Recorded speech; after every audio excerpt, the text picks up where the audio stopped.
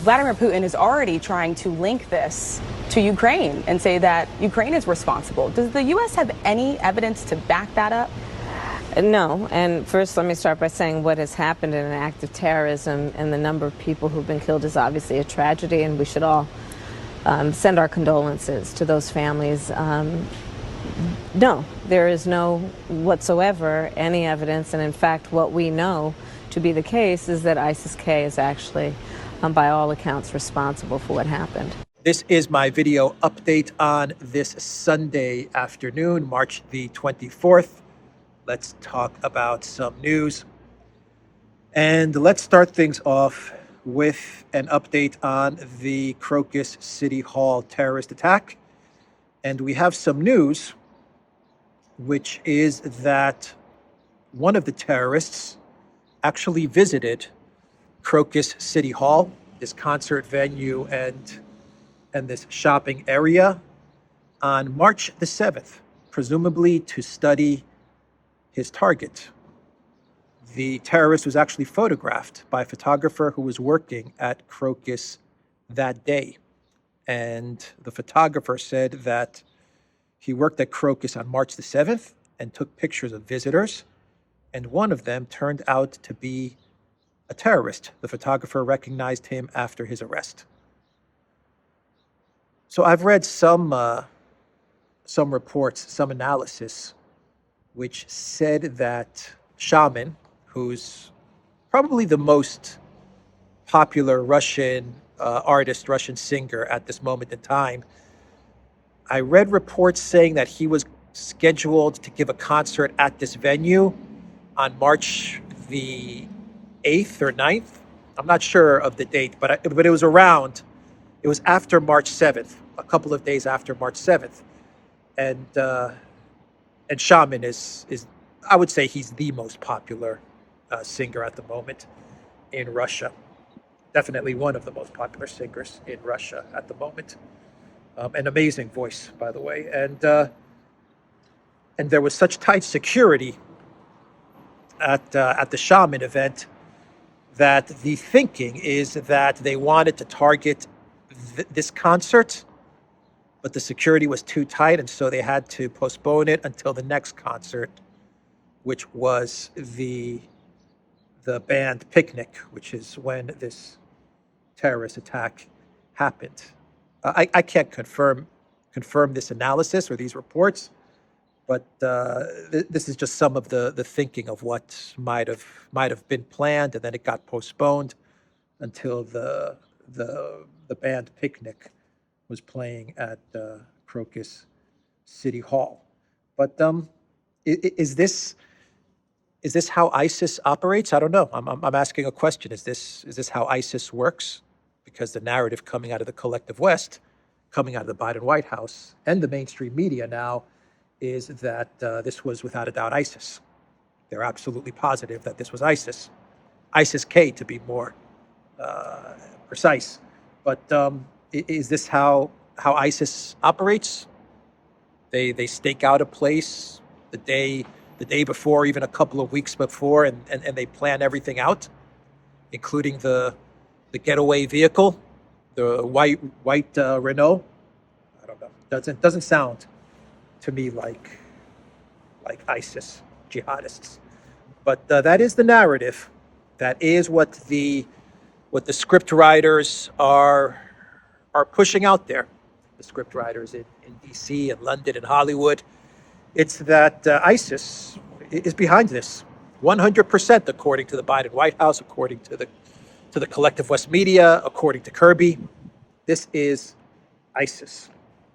And I explained in my video yesterday why this doesn't seem to be something that ISIS would do. This doesn't seem to be a type of ISIS attack. We talked about it in my video update yesterday. But if this is ISIS, if Kirby and U.S. intel, the collective West, now the collective West mainstream media, if they're so confident that this is ISIS, then why won't they give their information, which proves without a shadow of the doubt that this is ISIS? Why won't they give this over to Russian intel? I mean, that seems to be the logical thing to do, especially if you believe, because the other narrative that they're running with is that Russia is trying to link this to Ukraine in order to retaliate against Ukraine, right? The two main narratives are ISIS is behind this, and Russia and Ukraine is not behind this, and Russia is trying to link this to Ukraine. So if you're the Biden White House, and if you're concerned that Russia is going to use this terror attack in order to retaliate against Ukraine and against the Elensky regime, then, and you're absolutely certain that ISIS was behind this because your intel reports are telling you that it was without a doubt ISIS or ISIS-K. They're even more specific. It wasn't just ISIS, it was ISIS-K, which operates out of Afghanistan. Interesting that they bring Afghanistan into all of this. But, you're certain that it was ISIS-K. Wouldn't the logical thing to do, wouldn't it be to provide this information to Russia? And if you can't, say you're not speaking with Russia because you're engaged in a proxy war, well then give this information to Interpol or give this information, this intelligence, give it to the United Nations or give it to a third-party country, an intermediary like, I don't know, Hungary or India, China, Serbia, I don't know, a country that is speaking with the Russians, that has diplomatic relations with the Russians, if you can't go to the Russians directly. I mean, there's 100 ways to get this information to Russia. I mean, the best way would be if you are 100% certain that this is ISIS-K, or even 99.9% certain that this is ISIS-K, and you're worried about Russia linking this to Ukraine, then this is what you do. You find a way to get this information, this intel that shows without a shadow of a doubt that this is ISIS-K. You get this to Russia. Then you hold a press conference. You get Kirby up there on the stage in front of the podium. He tells the media, today, the Biden White House and our intel agencies, we handed over a document, a dossier, with our intelligence showing that without a doubt, it's getting windy all of a sudden. Let me finish this thought, and maybe I'm going to have to switch mics.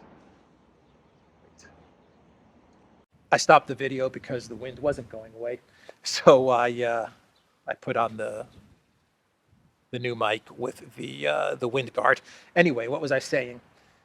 So you get Kirby to go up on stage in front of the podium, and he tells the media, today we handed over to the Russians documentation, intel reports, a dossier, which shows that ISIS-K was behind this terror attack.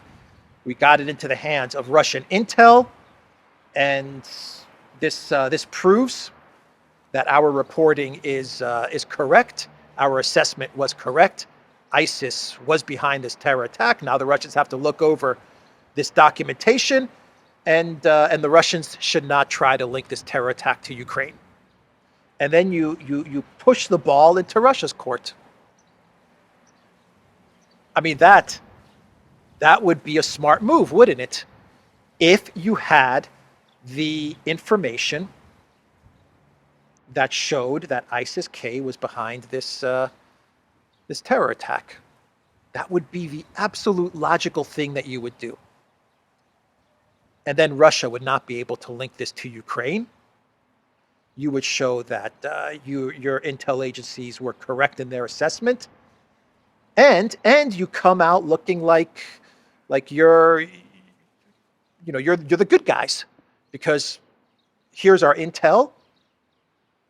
We handed it over to the Russians. We helped the Russians in their investigation. We helped them fight ISIS. We cooperated with them to fight ISIS, and we prevented a Russian retaliation against Ukraine. So will the United States do this? I don't think so. But let's wait and see. Let's wait and see, because right now they would like us to believe that within an hour of a terrorist attack outside of Moscow, they knew it was ISIS-K, while it's taken them a year and a half to not figure out to not figure out who blew up the Nord Stream pipeline. We're a year and a half into the Nord Stream pipeline, this massive pipeline, huge pipeline that was blown up, and the United States, the Biden White House, has no idea who blew it up. Europe has no idea who blew it up. Actually, the countries that were investigating the Nord Stream pipeline sabotage, they're closing down their investigation because they have no idea who blew it up. They were mentioning Ukraine. They were mentioning Zelensky as the mastermind. They were talking about the Andromeda and a yacht rental company in Poland. They were talking about all these things, and they just can't figure it out. They can't figure it out. A year and a half into this thing. But within 1 hour, they want us to believe that they know it was ISIS-K that committed this act of terrorism outside of Moscow.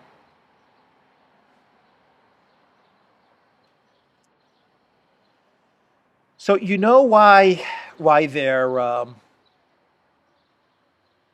so afraid of Russia creating a link to these terror attacks to Ukraine? I'll tell you why they're so afraid. It's not so much about Russia's retaliation. I don't believe that Russia's going to retaliate in the way many of us, many people, many analysts believe they're going to retaliate. Russia will retaliate. There's no doubt about that. But I don't think it's going to be a retaliation that throws Russia off course from their current military strategy and their current military objectives. So Russia will retaliate in a way that's going to benefit Russia, and at a time that they deem it's right to retaliate and to get back at the people that committed, the entities that committed this atrocity. But the real reason is not that they're concerned about a Russian retaliation. They're afraid about Russia creating a link to this terror attack to Ukraine because they're afraid of losing the narrative. They're afraid of the optics. And what's the narrative that they're afraid of losing? I'll tell you what the narrative is that they are afraid of losing. This was a full-scale invasion, an unprovoked war by Russia. Unprovoked is the key word. Because if Russia successfully, with evidence, if Russia has the evidence, which shows, and this is an if, because everything is still being investigated, but if Russia puts together a case with indisputable evidence, which shows that this terror attack is linked to the Elensky regime or to Budanov or to some other entities or institutions or government organizations or intel organizations in Ukraine, whatever. If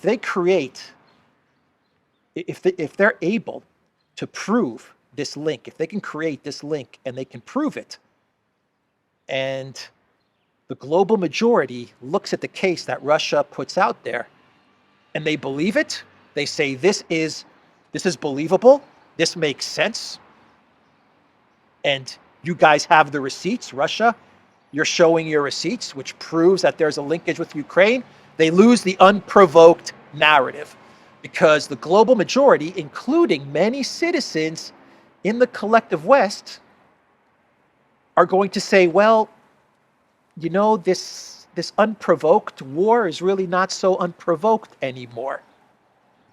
It goes from unprovoked to provoked. Provoked retaliation, provoked response.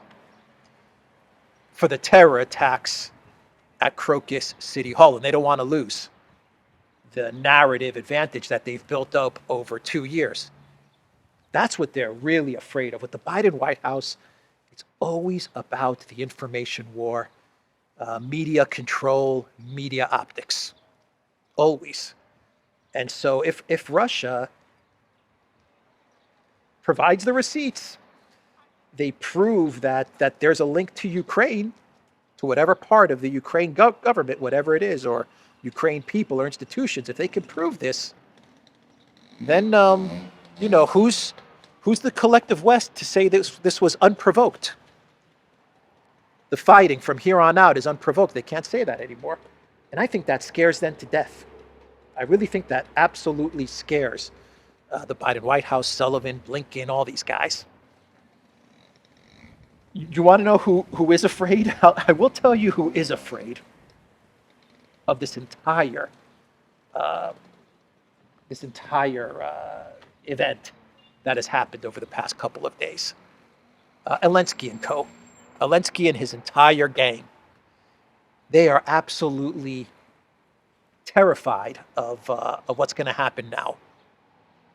And Elensky, he put out a TikTok, Instagram video yesterday, and he lashed out at Putin. He called Putin a lowlife, a non-entity. Who cares? Who cares what he called Putin? The video that he put out, I mean, Elensky looked absolutely terrified. Panicked, terrified, afraid. He's back in his bunker. Elensky is back in his freaking bunker. The white walls, the little light up top. He's so scared that he went back into his little bunker.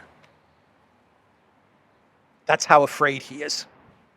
And he put out this angry video response to Putin and how Russia's trying to create a link to Ukraine.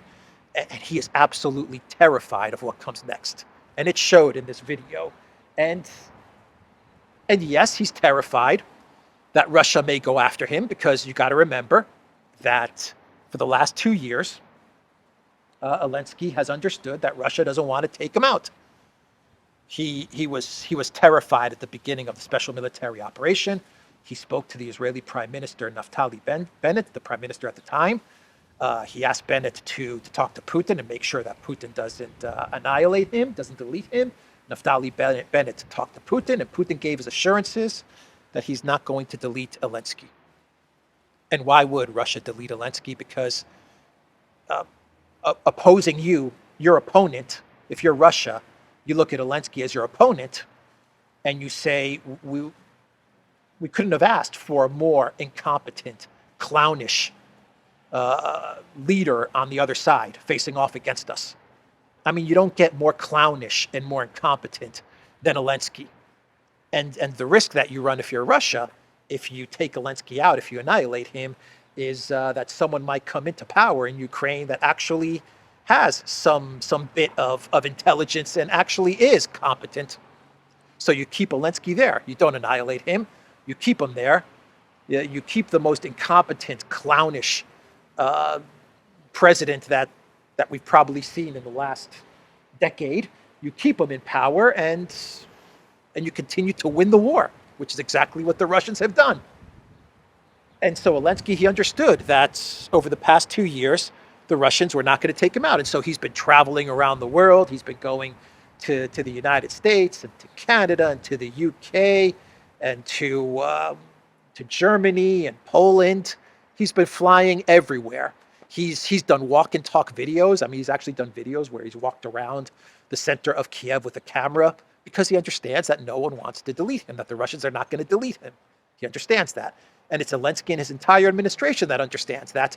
And it's not only that they understand that Russia doesn't want to delete him, the fact that Russia doesn't want to delete him has allowed collective West leaders to visit Elensky and to stand next to him and to have events outside in Odessa, in Kiev, walk around Kiev and not having to worry about a Russian missile coming down and annihilating them. So it's afforded Elensky the opportunity to host collective West leaders, because the collective West leaders know that the safest place in the world, at least when it comes to Russia, is to be standing next to Volodymyr Elensky.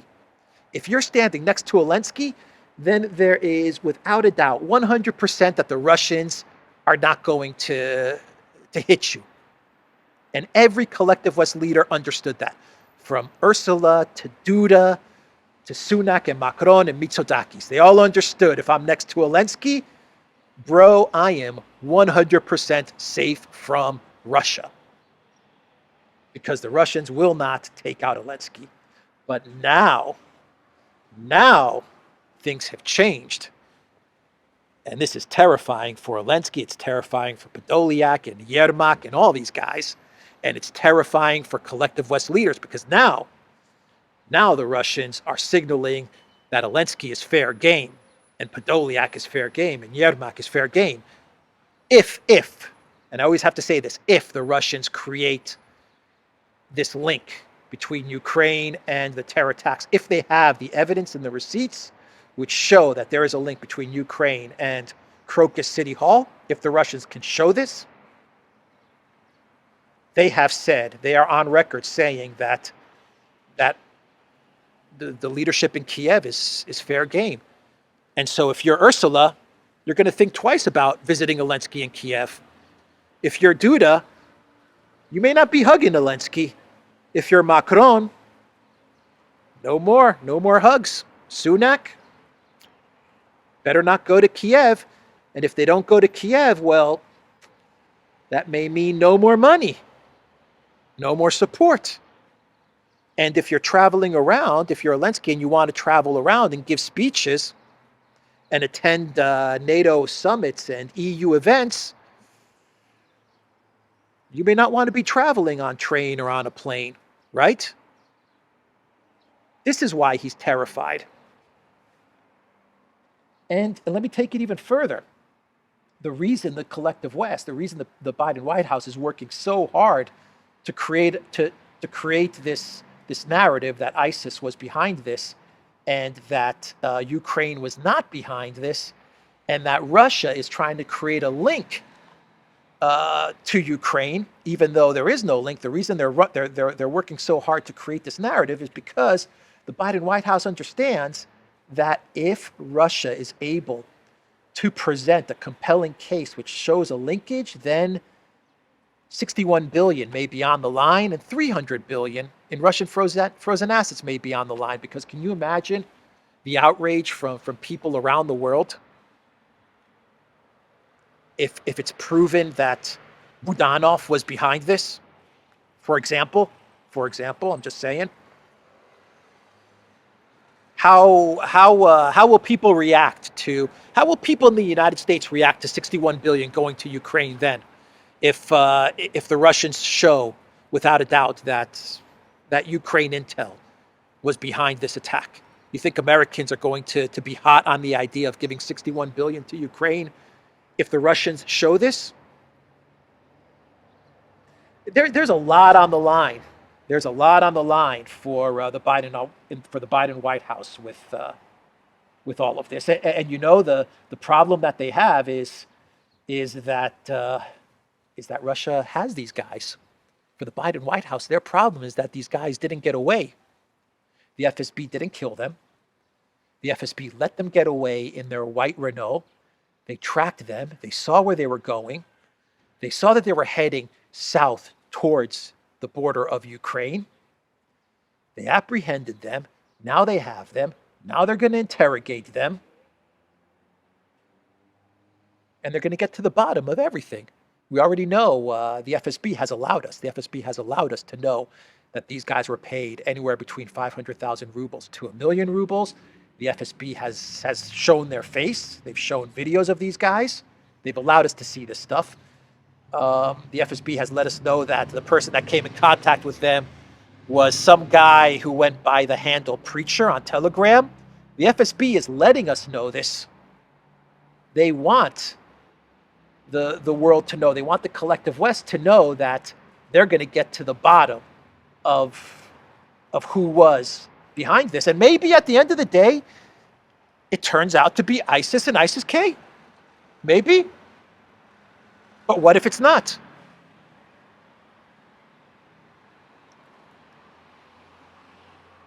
And on top of all of the stuff that I've just said, you have 3 months of videos and statements and articles and documentation with Newland talking about nasty surprises.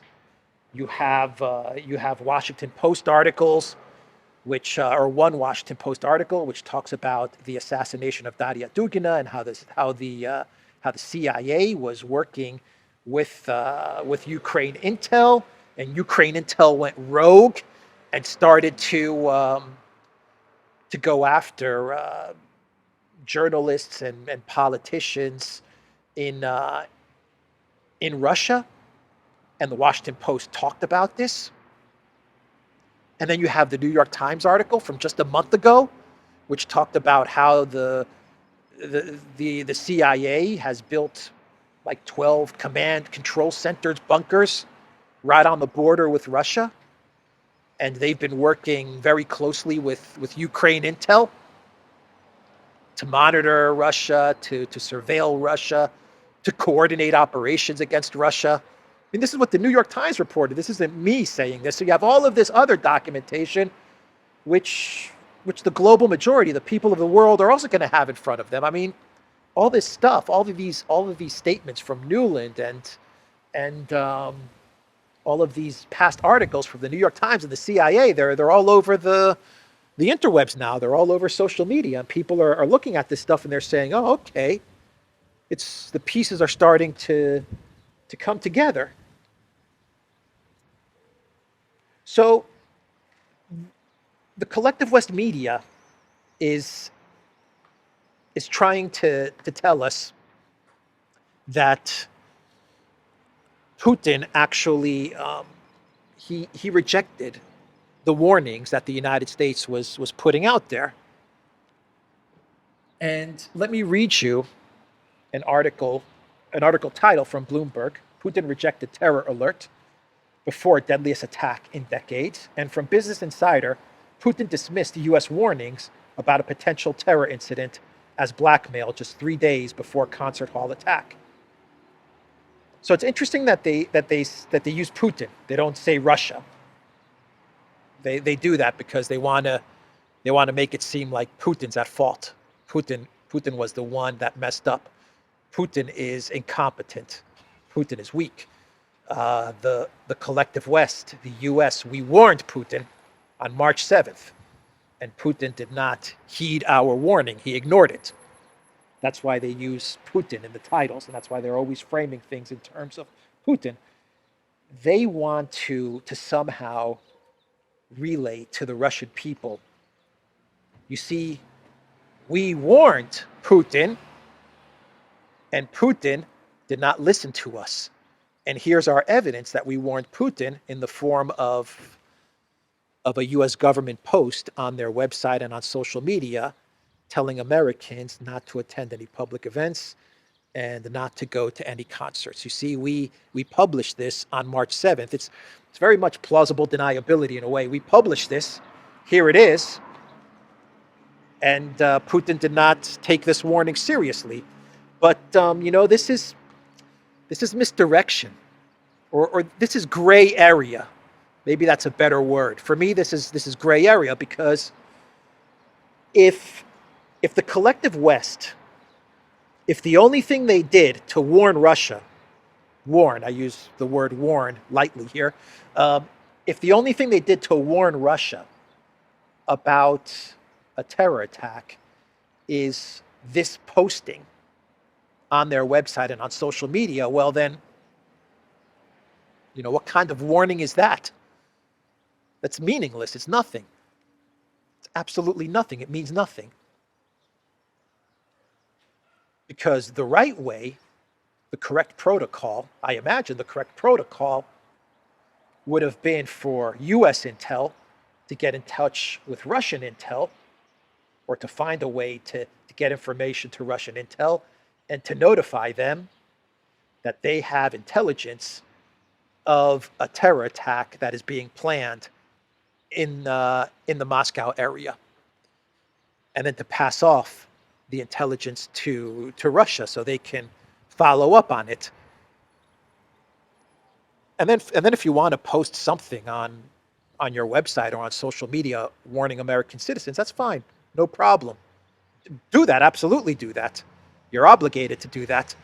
But behind the scenes, I imagine the correct way to go about this is to say, okay, we're going to warn our citizens, we're going to warn Americans, but Russia, here's the information that we have about a terror attack. Here are our methods. Here are some names, some suspects. This is what we believe is going on. This is what we've intercepted.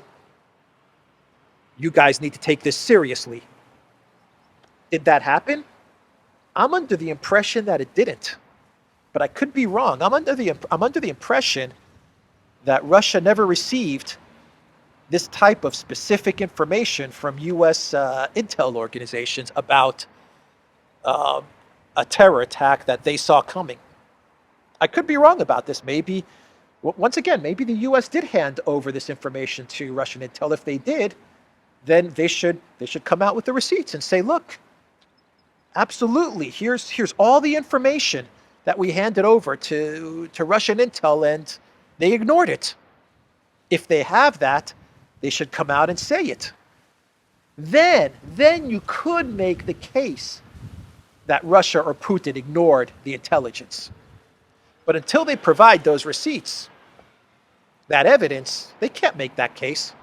Just because you posted a warning on your website or on social media, it doesn't mean anything, at least as far as the Russian state is concerned. So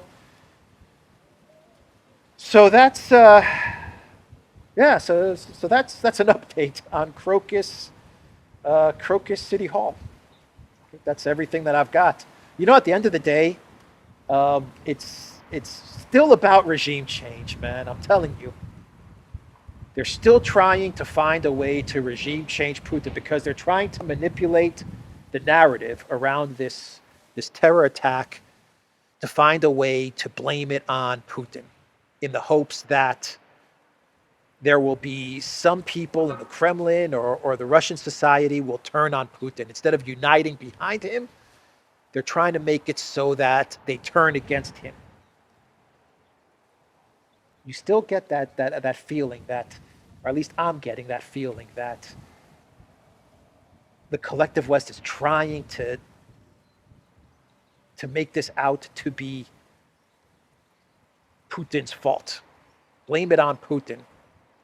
And then maybe, just maybe, we're going to get some sort of change in the government. But it's going to have the opposite effect. It is having the opposite effect. I believe that people are uniting behind the government and uniting behind Putin. And I don't think they're buying the narratives that are coming out of the collective West. Anyway, that's what I have to say about this topic. Some other news that's going on. Today is the 25th anniversary, if you could call it that, of NATO's crimes, their illegal attack on Serbia. 25 years. 25 years. And it feels like what happened 25 years ago. It started 25 years ago, and it feels like we're now here where we are, and this is going to be the end of what NATO did to Serbia 25 years ago, and now we're at the beginning of the end of what NATO started 25 years ago. That's the feeling that I get. But yeah, I've been to Belgrade many times, and you walk around Belgrade, and you can still see the buildings hit by the NATO bombs, including schools and the radio television station and various government buildings and ministries. Anyway, that's what happened today, 25 years ago. The Ukraine military launched an attack yesterday towards Sevastopol, a very big attack, missile attack towards Sevastopol. The Russian military claims that they shot down all of the, I believe it was a combination of missiles and drones, but I'm not quite sure. But they knocked down the missiles, though some of the missile debris, according to the Russian military, did manage to hit some homes, and I believe there was one death. But that was what Ukraine launched against Sevastopol. And Russia, they launched a huge missile strike in the Lvov region in an area called Stryyi. And this is very close to the border with Poland. And the reports are that the missiles actually entered Polish airspace for like 30 seconds. And Poland had to scramble some F-16 fighter jets. And then the missiles returned back to Ukraine airspace. And they hit their targets, which were military training areas, an airfield. This is important, an airfield. They hit an airfield and other military infrastructure. But missiles very close to the border with Poland. And they took out a whole lot of military facilities and infrastructure. And finally, the Russian military is advancing on the front lines, and they're getting very close towards Chasov Yar, which is very, very significant. If the Russian military captures Chasov Yar, that's going to be a big deal, a very, very big deal. But that's the update from the front lines, and that is the video, theduran.locals.com, and that's it. That's it for today. Take care.